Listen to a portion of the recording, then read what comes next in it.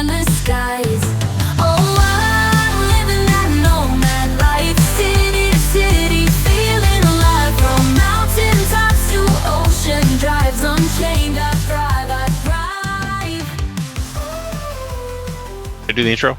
Yeah. Okay. Thank you for joining us here on Nomads 50 Plus. Sorry. What are you laughing at? We just have so much fun here that We do. That's correct. and my name is Chris Kalaboukis, and it's my mission in life to well, it's my current mission. I have many missions in life to interview 1,000 digital nomads. That's right, folks. 1,000 digital nomads on how they got into the life and how amazing that life is.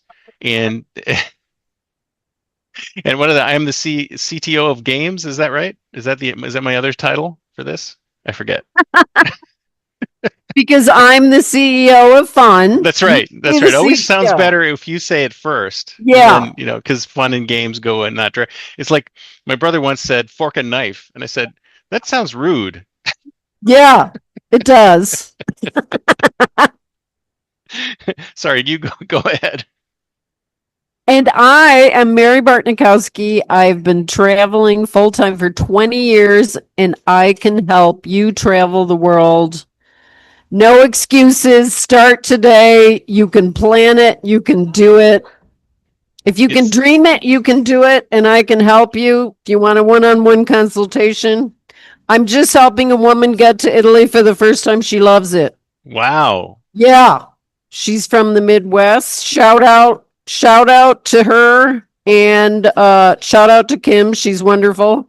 Nice. A lot of people go through a traumatic event and then want to do something big like travel the world. Yeah, it's funny how I mean, from all the nomads I've spoken to lately, it's typically something like that. There's typically some trigger event that happens that drives them to do that, which of course you don't necessarily need a trigger event. I mean, I just talked to somebody who said, well, I was planning it for a year, but it seems like a trigger events seem to kind of like open up people's perspective to say, well, you know what? I don't necessarily need to continue doing what I'm doing. I can do something completely different.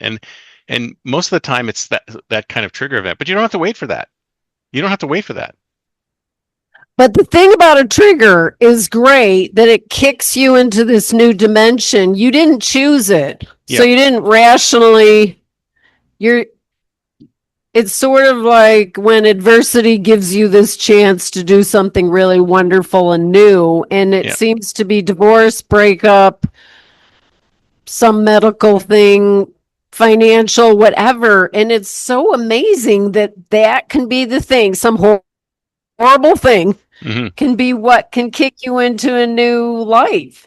Oh yeah, absolutely.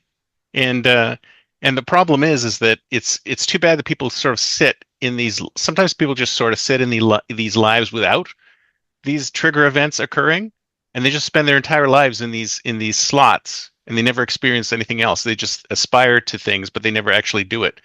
So it's unfortunate that there needs to be a trigger event, but yet that's usually the thing that kicks the people off, because it's like finally your eyes are open to new things, right? You're not just looking down this path that you've been looking down. Yeah, and it gets to be a little bit kind of it's too comfortable. And you don't learn anything when you're comfortable. No. You just don't. Yeah. Where you always learn by adversity and having something go wrong and then having to spin around and pivot and do something new. And, the older I get, the more I actually appreciate some of these moments. They're not fun to go through, but then when you get to the other side of them, you're like, oh my God, I'm so glad I went to South America for 6 months by myself and traveled overland and went to 6 countries. Yeah. I think you have to change your mindset a bit, right? Because some people are in this. I mean, I remember reading a really great article about the difference between Silicon Valley and Boston. We were talking about which one was getting the most investor capital, right? And they said the difference was that in Boston, planning is the number one thing. Oh, plan everything. So it's an East Coast thing. Everything's planned out. And the author was likening it to the weather, right? The Yeah. weather is, it's going to be snowy, so you plan for all that in the Yeah. wintertime. And then when you come to Silicon Valley, it's the exact opposite. The weather's nice all the time, but you never know when you're going to have an earthquake, right? So the Yeah. most important thing in Silicon Valley is resilience, or bouncing back from adversity, right? So they're saying the reason why they were getting all the money was because bouncing back from adversity was more important than planning everything out and making sure you follow your plan. And that's kind of what we need to get back. We need to move our mindset over to more of a resiliency mindset as opposed to a planning mindset, because everybody knows no matter how detailed your plan is, it's going to go off the rails, right? And you have to be able to bounce back from that, whatever it is, and get to a better place. And usually what happens is you do get to a better place, right? Yeah. But see, if you plan too much, and as a bi-coastal person who was born and raised on the East Coast, and So then you know the moved, feeling. I know the feeling. You can get so easily in a rut of, okay, get the snow tires on, get ready for this onslaught of blizzards for 8 months of the year. I mean, I lived in upstate New York. We got lake effect. That stuff was serious. Oh yeah.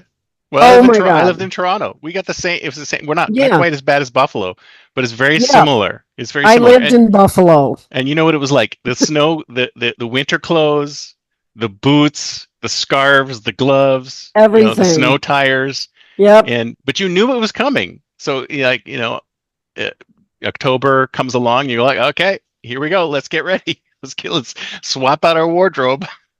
But let's be open to the fact that once I left and I lived in California, I was like, why would anybody live in the cold 8 months of the year? I mean, I didn't even know this existed. So let's be open to the fact that when you travel or change your life, there's going to be things that you have no idea that you couldn't have possibly planned for. Yeah. And that's happened to me over and over again Yeah. with these mystical experiences. Yeah, and look at you. Everything is it's always it always ends up being better.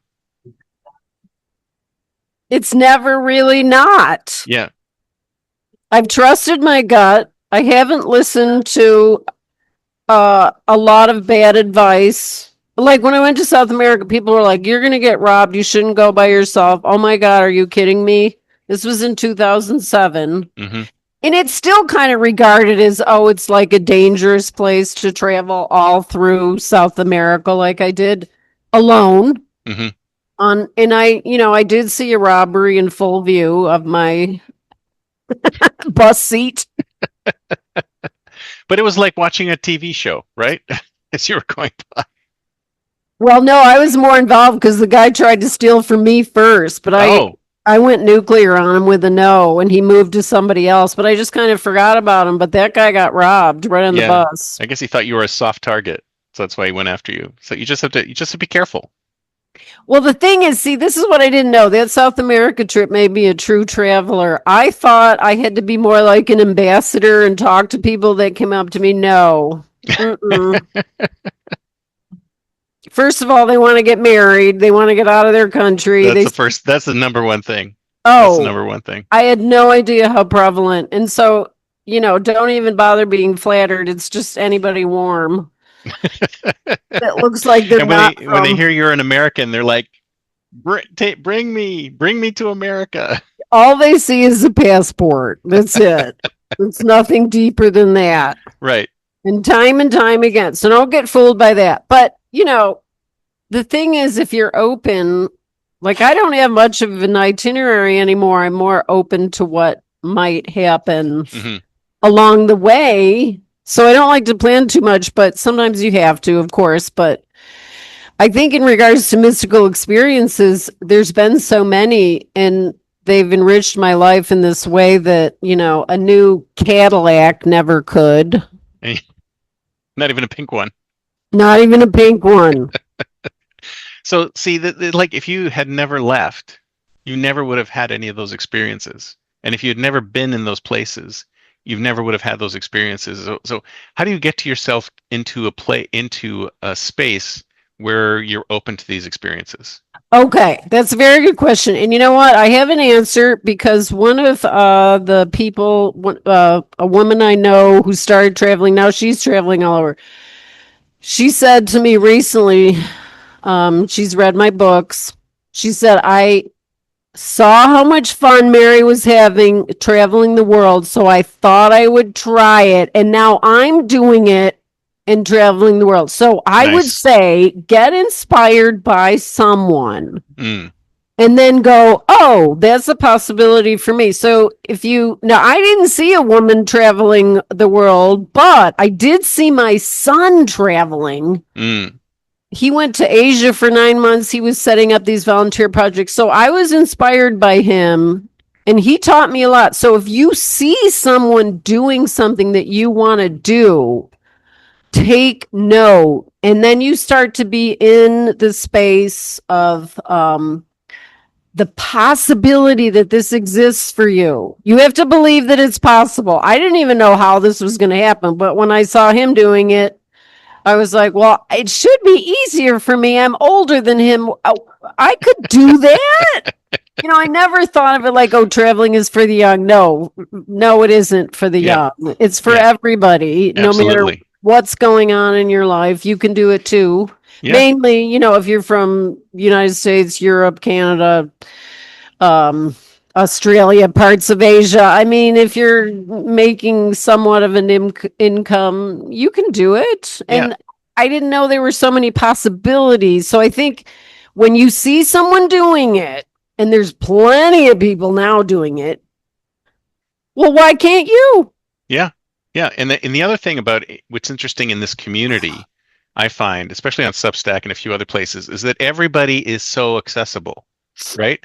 It's not like these people are up in, they're celebrities or stars or whatever.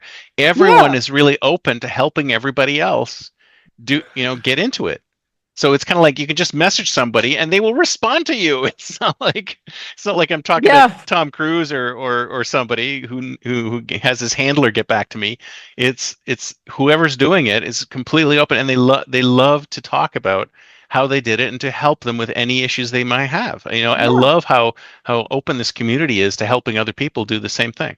It's great. Absolutely right. And you're going to find better expertise, I think, in that kind of openness. I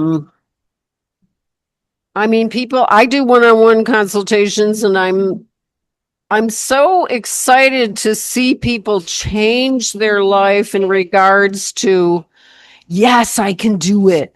Mm, I can go there. I can be there a month. I can be there maybe 2 months. Like the evolution the person goes through is actually so wonderful to witness. mm. And you can get a lot of stuff online for free, but I think if you really want to get some expert advice, you should talk to someone that's done it. Yeah. Like talk to people that's done that they're doing what you want to do. So they obviously know something. They're a little bit ahead of you on the path, but there's plenty of options. Oh yeah. Yeah. And the thing is that I think you do need to talk to somebody about your specific situation, because there's lots of general information out there. Like we say all the time, it's like, just go do it or book the ticket or whatever, right? And just getting over that hump to do that. There's so many things that are personal, specific to those to the individual, right? That you say, well, I really want to do that, but, you have all these buts that are keeping you from doing it. And really the best way to address those buts is to talk to somebody who's done it. And then that way that they can address those buts, right? Yes. And I can absolutely say that in the most recent client consultation, she booked her ticket. Wow, fantastic. That's great. Yep. We talked about, and that was a hurdle. And so I'm thinking, okay, so that's a hurdle for a lot of people probably, but she did it. And then she got to a different level, her victory within her own self. And I could just hear it in her voice. She was feeling empowered. And then, of course, we discussed accommodation, transportation, what to pack, all of that stuff. And it's wonderful to witness that the step-by-step process. But what is it? What's the one thing that's like holding you back? It might be the plane ticket. It might be, oh, your family's telling you you can't do it. It might be, oh, what am I going to do about my place when I'm gone? Like there's going to be one thing that keeps you from doing it. And that's what you have to address immediately. Yeah. Well, there could be multiple things, but you have to address them all. And I think they're all different for every person. I mean, there's like you said, there's generic things. Your family might be, what are you doing? You're crazy. You know, you stay home. You know, you're too old for this. So there's specific barriers that need to be knocked down, which are, like you said, your son has inspired you. So, you know, we're out here inspiring others, or hopefully. Exactly. Yeah. And sometimes you don't even know how many people you're inspiring. And then you find out, wow, just because I really wanted to do something deep in my heart and I did it, that can help people that you don't even know about. But I think the first thing is to do, like, here's the thing, like the advice you would get from a couple doing it, traveling the world, would be very different than the advice you'd get from a solo person traveling the world. Exactly. And that's a distinction you should make too, because, you know, as I travel, sometimes I meet a lot of couples traveling the world, maybe a lot more so than solos. And their advice doesn't always apply if you're by yourself. Yeah. And so you have to think of it like, okay, that isn't going to apply to me, and be careful about where you get your advice, because, you know, if somebody has your back, you can do different kinds of things that I wouldn't do necessarily on my own. Right. Yeah, but of course, I've got a lot. That's a big thing, but I've got a lot of experience now. So, you know, most things won't hold me back. But I've also gotten a lot more careful about my own security and making sure that I'm going to be safe and feeling good. But see, I feel a lot safer in Europe, to tell you the truth. Than you even do here, right? Yes. Yeah. They don't have guns there. Yeah, exactly. So let's talk a little, like, so you recently went to what's the word I'm looking Buddhist for? Zen training. Buddhist Zen training. Yeah, Zen Buddhist training. Yeah. So, Will, are you training to be a monk? Is that what's happening, or what are you doing? You're training with monks as a lay person. They call it a resident lay trainee, meaning like a lay teacher. Did you ever have that term in school? Like they weren't a bona fide. They know that, you know, you're not a monk. You got to get ordained. Like all the teenagers are sniggering. You know, yeah, of course. But the thing is, I never would have come on to this whole lifestyle unless my son went to Thailand and was living in a temple and turned me on to the whole idea of visiting communities like this. And so this Zen Buddhist training is it's up in the mountains in Mount Shasta. And they've been around for a long time, since I think late 60s. Wow. And it's run by elder women monks who've been there like 30 and 40 years. Those women are wise. There's some men too. And so it's a community of Zen Buddhist monks. And so when you come in, and these are all people that, you know, had normal lives before outside. Right. So that's impressive to me, because it's like they've dealt with all of this worldly stuff, and we're like, yeah, I'm going to be part of this community and practice Zen Buddhism. So there's meditation, there's work. There's a beautiful temple there. Oh my God. And they have a ceremony after the meditation. And they're all very accessible people. Were you always into something like this, or were you raised a particular religion and then I was raised Catholic. And the thing that really started me on this was I was raised Catholic, but I didn't get all my questions answered. So I wanted to investigate and explore. So when my son got ordained in a Thai temple in Thailand. Wow. Because he went to speak as English. A Buddhist? Yeah. Nice. Yeah. And he had the whole ceremony and everything. I didn't know anything about, well, the only thing I knew about Zen Buddhism was we used to go to Tassajara Zen Center in Carmel Valley Hmm. every year. And that was the first monastery in North America, a Zen Mm, Buddhist monastery.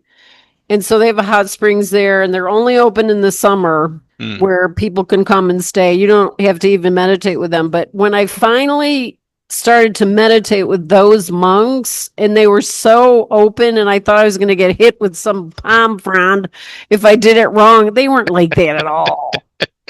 I mean, it looks What? very No palm frond, formal. but I live for that stuff. That's exactly why I go. Yeah. And so I want the discipline. I was scared. I was like, oh, they're going to tell me I'm doing it wrong. I had a meditation practice, but the Zen Buddhism from going there, I was like, these people look happy. They're doing well. They Hmm. own Green's restaurant in San Francisco. I mean, those, Nice. and then they have a whole other place in the North Bay. I can't remember the name of it, Green Gulch. So you don't have to give up your worldly possessions to be a Buddhist. No, you do not. But I recommend going and doing the training with them because you know what? It makes you simplify your life. Like it reminds you that all of this worldly stuff, it doesn't matter in the end. It's all going to decay and Yeah. slip away. Like, Yeah. and it's good for me to remember because I'm dealing with my storage today and Yeah. it, Well, it's it, like, it doesn't mean anything. yeah, have you seen those articles about people talking about how Gen Z doesn't care for any of their parents' stuff? Like their I parents have saw this that. stuff that they cherish. They absolutely cherish this stuff. But when you go, what do you think the kids are going to do? They're just going to toss it all out. It's going to end up at Yeah. Goodwill or some other place. It's just going to be, no one, they may pick a few items, but everything else is going to go. Oh, yeah. So everything Yeah. that you have collected over your entire lifetime is already going to go. It's going to go. So the future of it, it's not going to land. It's not going to land in somebody's cherished hands. It's just going to disappear. Yeah. It's going to And be gone. yeah, so you may as well do it ahead of time. Isn't there like some practice in the northern European countries called like death cleaning or something like that, Yes. where they just sort of say, okay, act like you're gone, so get rid of Yeah. all my stuff. Yeah. Well, I'm telling you, it was liberating and freeing for me to do that in 2009 when I got rid of 95% of my stuff. Yeah, But I realize it's an ongoing process as well because I don't have to downsize. I only have a 5 by 10 yeah, you're with already my downsized. film archive. That's it. Yeah, I have my film archive of all the pictures I've taken all over the world, negatives, film stuff, but not any furniture. And it feels great. yeah, I mean, yeah, I don't need that stuff. So I already did the downsizing and now I see people my age going through, I'm 69, so people between like 60 and 70 are selling houses, getting rid of their stuff. It's like, I'm so glad I already did it because yeah, I don't think about any of that stuff now. yeah. Well, the weight of it, it's funny because I talked to The almost weight of it. everybody who I've talked to it. Everybody who I've talked to so far has said the same thing. Like some people Mhm. have sort of delayed onset reaction of Yeah. missing everything, but almost everybody is so much happier, so much lighter, so much freer without all of the stuff that they've got attached. Would you say that going through that Buddhist thing when the first time, do you think that helped you in disconnecting from the material world? You know what really helped me was that first trip when I did everything in a backpack. Hmm. When I got back to all my stuff, my beautiful apartment in Palo Alto with all my nice things, I was sitting there going, who owns this stuff? Mm. I felt so detached from all of this stuff. Now, I was renting out my apartment. So, of course, it was nice for the person that I could rent it out to, but it didn't feel necessary for me. And definitely Zen Buddhism and the Buddhist approach to life also worked on me in that way of like, hey, you're going to die and you should think about that. So don't get so caught up in your stuff and what you think you need and your accumulation and all Yeah. of this material things. Oh, and then the more I traveled and the more I lived without all this stuff, I realized, oh, okay, this practice is really true because I've experimented and I lived without this stuff and I didn't even think about it. Yep. And Yep. so, wherever you are in the process, and you can't just read about Zen Buddhism, you have to actually do it. Like, I'm due to work in the kitchen. When I go, they put me in the kitchen and I chop vegetables and carry water. Hmm. But you do it mindfully. But I do it mindfully. And there's some fun in there. Like, I like the crew and, jokes are made. And I saw some root beer in the walk-in cooler. I'm like, I didn't know it was root beer. I'm like, who's drinking beer in the cooler?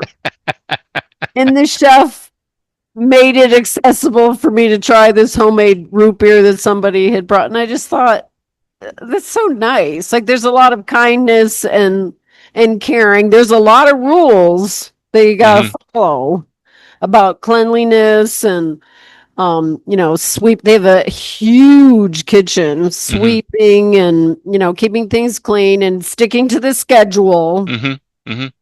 But there's some downtime where you can read a book in your room. You get your own room, and it's a beautiful setting in the woods. So there's trees all around, and it's very easy to meditate there. Like, as soon as I get out, it's a lot harder. Well, it's because there's all the distractions, right? Do you have is there Wi-Fi? Is there internet up there? There's no internet, I'm assuming. There's no phone calls. Yeah, you're not supposed to. They have internet for themselves. Right. But I think it's pretty highly regulated, but it's not available to the trainees, so you'd have to bring a hotspot or something. I mean, I couldn't send anything. Why would you need it? But that sort of defeats the purpose of going there.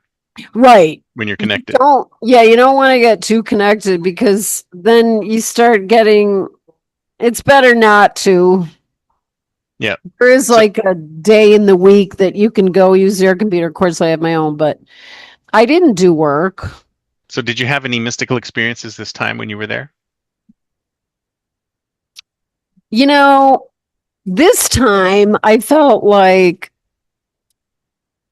I really was looking at my own mortality, and it was mystical because it was like being there. I felt so grateful that I could be in this beautiful place and with these wonderful people. Like, every time I go, I've been 6 or 7 times. Wow. And you must like it. I do. I really like it. And a lot of the same people are there. They've been there. I mean, the younger ones have been there less than 10 years, but the older ones have been there like 30 years and up. And so being in that consciousness makes you slow down and go, wow, okay, what do I have? Like, the mystical thing for me this time was just being able to be very peaceful and calm and get used to that every day and not be caught up in screens and phone stuff and everything. Like, you don't kind of realize until you get away from it. Yeah. And then just being open to what's going to happen. Like, that in itself is mystical. I mean, I've had a lot of mystical experiences all over the world, but this is so accessible. Like, this is a very unusual place. Yeah. And it's right here. I mean, and it's right in our country. And no matter where you are in the US, there's plenty of these places, right? To be able to go to. Would it be a good idea to go to one of these as like a precursor for travel? Yes. I would highly recommend it. Now, to go to this place, you have to do an introductory retreat, and then you can go on your own time, different times during the year, but you have to do that initial one, which means you might have to share your room with someone. I did that. And then now, after all these years from like 2017, I've been able to go pretty much when I want to and just say I'd like to come for 4 days or a week or something. But I think this place is pretty unusual because I don't know of another place that's run by, I said to the head abbess, the monk, she's been there for 35 years. She's from England. I said, I just love the way you run this place. And she says, well, we all run it together. But, I think because it's women, it's a different approach. Because I've stayed in a lot of temples that were, men monks were in charge, and it was really different over in Asia. So this place, I feel, is very different in the USA to have something like this where you can go and work and be a part of this community. I actually don't know of another place like this in the United States. But there are other temples and places like that, places like this. I'm sure in other states and other places. Oh, there's other temples, but the ones I've heard about, I don't know if you can stay there. But if you can, and you find something like that, it's I think it's kind of like you've got to shake up your own system, right? You've got to break out of your routine. And yes. We were talking earlier about how these triggering events break you out of your routine, right? But if you just want to do it and there's no triggering event occurring other than you wanting to do it, then you create your own triggering event. You create your own break in the routine by doing that, by going to a place like we said at the very, very early on, and where, if you don't want to go to Europe, like go to the next town or go to another state or go to like just expand, like slowly expand your circle, slowly break your routine as much as you can until you get to where you want to be. Yeah, I think we have a misguided notion in this country about how you're supposed to travel. Like, that's something that really should be put on its head, because you don't have to stay, and I have stayed in 5-star hotels that were, $500 and $800 a night. And it's like, that's not the only way to travel. You can, I just thought of a place. You can do a lot of different things. There is this highly sought after volunteer program through Tassajara Zen Center in Carmel Valley, where you apply to it and you can help them open up or help them close down the center for the season. But you have to be on this list like months ahead of time because everybody wants to do it. But so that's another place that you could do it. And I wanted to do it too, but I was too late in applying. But I think if you look at it, like there's different opportunities. You don't have to just go and stay in a hotel. You could camp. You could do a volunteer program. You could go to a place like this. You're right. There's other things available. You just have to research, go online, see what you can find. And that will shake you up. Yeah. Yeah. Because you've got to break yourself out of your routine. Because your routine is the thing that's killing you. That's the comfort zone that you're in. You're stuck. It's funny how you don't even realize how stuck you are until you start trying to climb out. And then, of course, your friends and family are the crabs pulling you back into the bucket. Yeah. Come back. We don't want you to go there. Did I tell you changing? This? You're different. I don't want you to be different. I want you to be the exact same person that you've always been.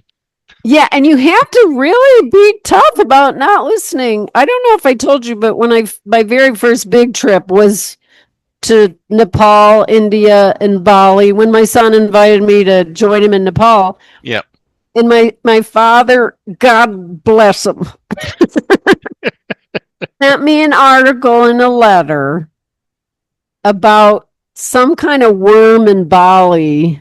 Was this like a newspaper clipping? I remember newspaper clippings. Yeah, it was a newspaper clipping, and I was like so disappointed he wasn't excited for me.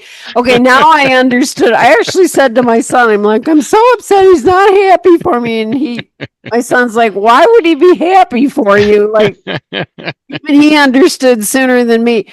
So, like, people will try to discourage you. So you have to be ready for that. Yeah, absolutely. Not everybody's going to get why you're changing or doing this. And I'm sure glad I didn't listen about the worm thing. Oh, and that's another thing. People will tell you, oh, don't go there. And then you go, have you been there? No, I haven't, but I heard it was really bad. It's like, well, if you don't have direct experience of a place, and even if it's out of date, you went there Yeah, and you felt how it was and you learned a lot just by being in that location.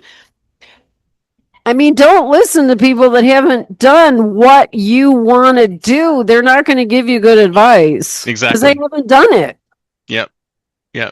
No, it's absolutely true. I mean, almost all of the advice is from people like that, right? Yeah. Who've Yeah. never actually experienced it. They will tell you do this, do this, do this, do this, but they've never done it. They've Never. never done it. Yeah. And so you got to discern who are those people not to listen to because they're really just going to make you feel fearful and like you can't do it and you shouldn't travel now and oh my God, this is happening. And I mean, I've even Stay in traveled. your safe little bubble because Oh, that's what yeah, you're used to. that's right. And in fact, I was told when I went to Nepal that first time, there was a State Department warning about it because a lot of stuff was happening there. Hmm. And so every time I mentioned I was going to Nepal, this is what I would go, oh, you can't go there. So, and I go, well, my son lives there. So I'm I'm going to going. be going. I'm going to walk through fire to get to him. So I'm not going to listen to you. And it was just ridiculous. It wasn't, and no one was excited for me. Right. So I had to be excited for myself. And so I think if you see people doing something you want to do, you really have to pay attention and find out how they do it. Yeah. Yeah. Well, how do you deal with people who are pulling you back? Because there's that situation where even when you have a huge life change, like there's a divorce or a breakup or a death in the family or something like that, and you want to do something completely different, you still have this social web of people around you who are going, I don't want you to change. I want you to do exactly what you've been doing. How do you deal with that?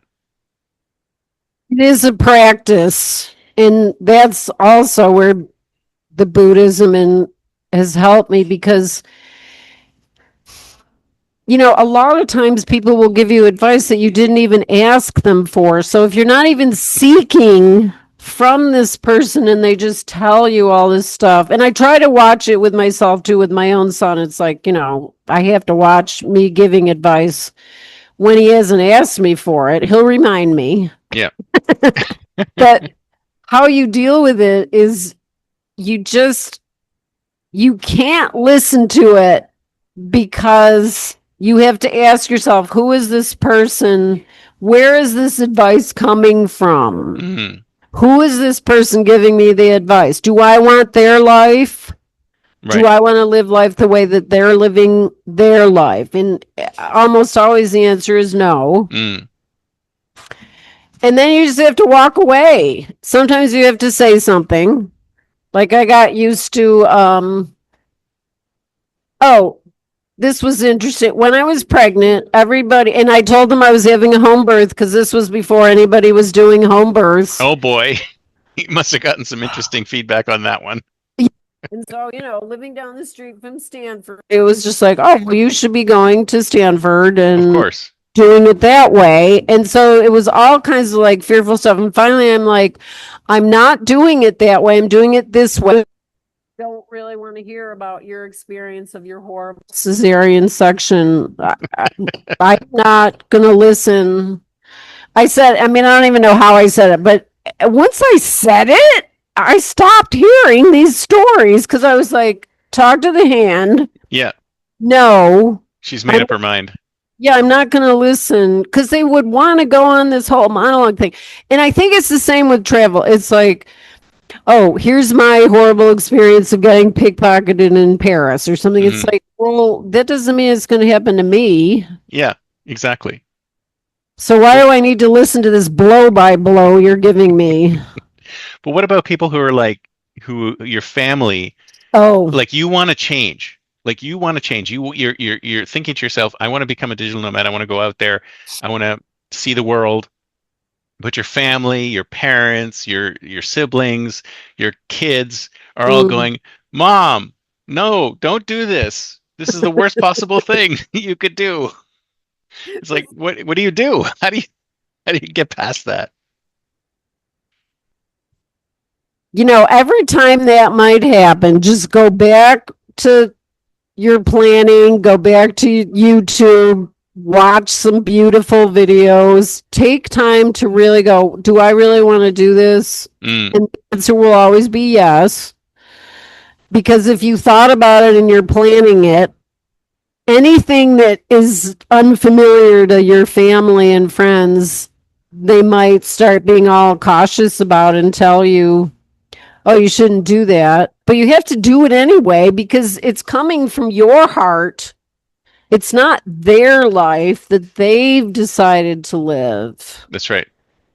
I mean, now what's happening is a lot less people, a lot more people are going, hey, I don't want to be married. I don't want to have kids. Great. Yeah. It isn't the way. I would never be like, oh, you should be married. You should have children. I think people should be a lot more cautious about having children. It's a very huge commitment, the biggest one you can make. Absolutely. And so, why not think more about it? Maybe if it was affordable to have children like it was in the 1950s, more people would have them. But it's like, yeah, let's think about it more. And if it does mean that you can travel more, great, do that. Yeah, but we have typically our folks are over 50 and they're not thinking about having kids anymore. Yeah. So they're not, but I'm thinking about younger people that are saying, because I'm reading about a lot of birth rates going down. It's like, good. They need to go down. Well, the thing is that when you think about declining birth rates, you have to understand, why do we need more people, Yeah. right? I mean, there were reasons in the past why we needed to have more people, But we don't. why you needed to have more kids. There was child mortality, there was the jobs that were required more labor, right? So now we're coming into, I think Peter Thiel called it late modernity, where we realize we don't need as many people as we have. So birth rates declining is just a normal course of normal events. So it's not necessarily a bad thing. It's just that this is the way things are happening. And it'll probably stabilize at some point. I think we realized that maybe we don't need as many people as we do, and that's why this is what's happening. Well, I think it also goes along with that whole thing about what kind of responsibility do you have in this country with your parents, with your family? How much, this can be something that might hold you back if you were worried about, now a lot of people 15 over have parents still that are Yep. maybe in ill health. Hmm. And I did too at the time that I started traveling. So you And had to come back to see them, like everyone Yeah, else I've talked to yeah. is the same. Is the from same. half a world away. Yeah. So it wasn't like just, getting on one flight and being on the plane for 5 hours. It was like, 2 days of travel. Exactly. But But we all do it. We all do it. We all did it.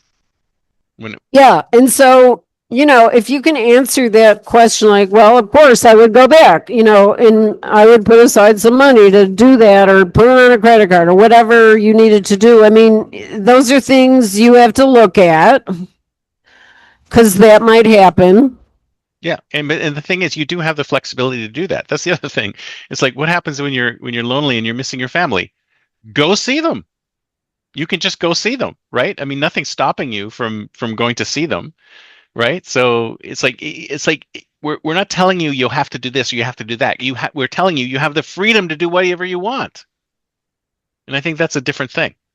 Well, and I think also what we talk a lot on here about is rather than becoming a citizen in another country and being gone all the time, doing the slow travel thing, which is, okay, you're going to be gone maybe up to 6 months or maybe longer. I mean, I used to take 10-month trips, but I mean, you're going to come back. So it's not like you're never going to see them again. Of course, the possibility is if they're ill, you're going to come back, but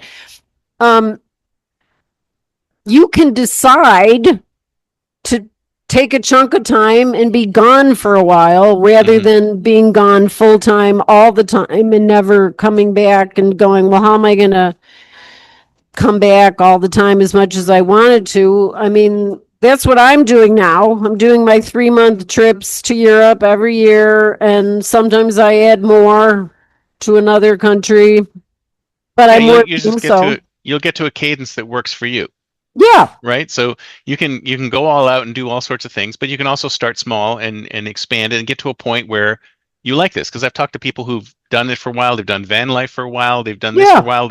Some of them say, we here's a place we want to settle. We want to turn around and become then live here again. It's like all it's just you can think about it as like it's an MVP. It's a trial balloon. You're experimenting. You're experimenting, and if you're experimenting, and the results of the experiment work out the way you want them to, then you can continue the experiment. And if they don't, you try a different experiment, and you just keep going until you find the life you want. I mean, that's the whole reason for doing it. yeah, yeah. And your desires are gonna change. You're gonna meet people. Things are gonna evolve in your life. You're gonna want to do different things. So, just give yourself some grace to just let yourself decide. I mean, I think the beautiful thing about getting older and being over 50 and being over 60 is that you don't have the same responsibilities you used to have Yeah, that's right. that are just like all consuming. You've got, most people do, they have more freedom to decide some other things. And so you can do some experimental choices in Hmm. your life that maybe don't look, that maybe will look weird to someone else looking from the outside, like your family, but Yeah. you're not living their life. I think the sooner you get that it's like, okay, your life is very different. You've chosen those things. Well, I'm choosing these. You have to be, you just get a little stronger day by day. And once you do the traveling, this will make you stronger. Oh yeah, definitely. Travel definitely changes people. I think that's one of the best experiences to have, to be in a different place. Just being in a completely different place makes so much of a difference. And I mean, I remember when I used to sort of do innovation work, it's the same thing. It's like physically moving yourself to a different location makes a huge amount of difference. And people just think, oh, that's not going to really do anything. It does, even It if it's just a does. little bit.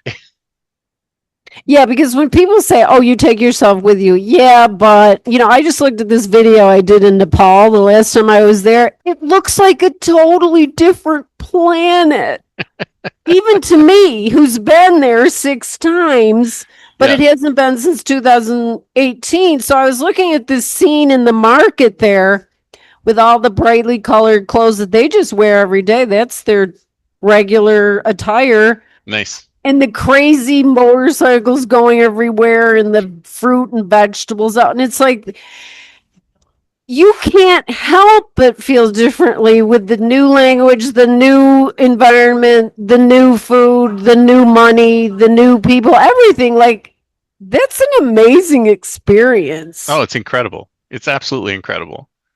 And And you and have it, to give yourself the choice that you can have that if you exactly. want it. Exactly. And like you said, I mean, you're the only one making these decisions. I mean, your family can pitch in and you can decide whether or not you want to listen to them or not. You could say, just like you were talking about with the home birth, it's like, you know what? My mind's made up. This is what I'm doing. And sometimes you just need to give that ultimatum. Just sometimes you just have to say, this is what I'm doing. I'm doing this. And then they'll, maybe they'll stop talking about it or they'll keep going, but don't let it stop you. Well, I think a lot of times people think they're giving someone an invitation to give them advice when you're Mm, not. You're just sharing something you're doing. They're not asking for advice. You're just excited about something and you want to talk about it. It's not, oh, should I do this or not? Like, think about that. It's like, yeah, they never you're really not ask that. asking You probably them. don't ask that question. You're probably just bubbling over, going, "Oh, I want to Yeah. visit this, and I want to visit this, and I want to visit this," and they're thinking in their minds, "Oh, are they asking me about this?" I'm like, "No, no, we're not. We're just talking about it." Well, for my own son, I have learned he'll be like, I'm not asking advice. Hmm. He'll give. There's a preamble, right? I don't really want any advice here. I'm just telling you And this. it's good because you kind of, people do this kind of unconsciously, but you have to say, this is not, a conversation. I mean, you can change the subject. Hmm. This is what I'm excited about. I'd like to tell you more about it. And I know maybe you don't feel that same way about it, but I'm really excited about it. Mm. Like I was, when my son started traveling, I was crying in the garden. His childhood is over. He started at 16 and paid for Wow. it himself. Wow. And so I was like, oh my God, this means he's not a kid anymore. And so, but he also showed me and taught me a lot about travel. Mm. So I think in that regard, if you look to someone that's done it and they're doing it and they're loving it, you want to talk to that person. Yeah, exactly right. And like we said earlier, I mean, we're very accessible. All of us who are doing this, we're very accessible. It's like, ping me or ping you, and we'll help. We'll actually jump in and say, here's what you should do. Here's what to try next or first or Mhm. wherever you are in the process. Yeah. It's the information is there from people that are experts, and it's just connecting with people that are enjoying their life in that way. And you're right, things are more accessible now than ever before. Yeah, exactly. So where are you off to next? So I'm up in Mount Shasta right now, Hmm. and I'm Where's the going mountain? I don't see it behind you. I can see it from where I'm sitting. It's right out the window of Starbucks. Nice. And I'm headed to the Bay Area. I'm just finishing up moving my film archive down to the Bay Area. Oh, nice. So I'm headed back to Palo Alto. And then where are you have you planned out your escape to Italy yet? Next? Oh, I'm planning that. Yes. I'm doing Nice. a photography retreat in February. I'm leaving in January. Nice. First week of Nice. January, I'm leaving. Got my ticket. See, once you get your ticket, you're going. Yeah, I mean that's really good advice, I think, because it's like you're putting a line in the sand, right? You've got to put a line in the sand, and you got to make a commitment that is going to be painful to break, right? And Yeah, once you make that commitment that's painful to break, it's really easy to make the commitment and to let it follow through on the commitment. absolutely. You can do it. But I say start with the plane ticket and you'll figure out the whole thing. If you're worried about money, just go somewhere in Asia because it's a lot less expensive than the United States. Yeah. And even if you don't want to fly somewhere, you could just book a hotel, That's right? right. And just say, here's a hotel or an Airbnb or something reasonable in some city that you've never been to before, and just go, right? Just get in your car and drive. Maybe it's a couple hours away or whatever, and it's still something. It's still getting you out of your comfort zone. It's still changing your location, which is the most important thing. Oh, I just was on the Oregon coast for 10 days and it's so beautiful. You forget what kind of nature we have here in this country. Like when people come from other countries, they just go to Las Vegas and Los Angeles and New York. They totally miss the Why? nature. Why? They don't know how good it is. There's so much nature here. It's Oh unbelievable. my God. So I've got to have my nature Oregon coast fix. And I just finished that up. It was hard to leave, but it's a Mm, totally different life up there. You can camp, you can stay in motels, hotels, whatever yeah, you want. It's yeah, very nice people up there. yeah. Even like you said, even the next city over, just start with something, even if it's small, just to get yourself moving, get the juices flowing, and think, wow, this is so cool. I can do this. Well, you know what? That's why I did that recent video going out alone because I thought people need to just do one baby step. If it's like go to a restaurant by themselves, go to a hotel by themselves, and you're going to have a good time, but you don't know until you do it. Exactly. Exactly right. So do it. Just try it. Baby steps. Just start. Even the smallest step that, even if you think that's too much, like do something smaller. Like Yeah. there's still plenty of things you can do, but just get out of your comfort zone and do something you've never done before, and go to a place you've never been, and enjoy Yeah. it. Yeah. Yeah. If you live near San Francisco, go to San Francisco for the day. If you live near a bigger city that you never seem to go, take public transportation. You don't even have to drive. That's right. That's right. It's awesome. All right. Well, we got to wrap it up. So thank you so much. We've been all over the place today, which is awesome. I love when we do that. We know how to do it. So, anything else you want to add before we wrap up? Yeah, if you need one-on-one advice, get in touch with me. We can do a session and get you on the road to traveling the world. I will help you. Fantastic. Well, I'll put all the links in the show notes so people can go direct. Thank you so much. See Thank next you, time. Chris. It was Have a good fun. one.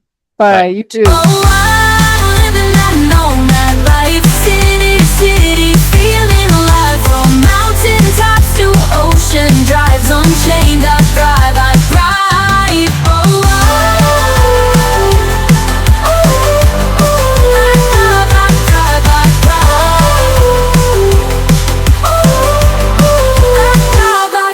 I thrive.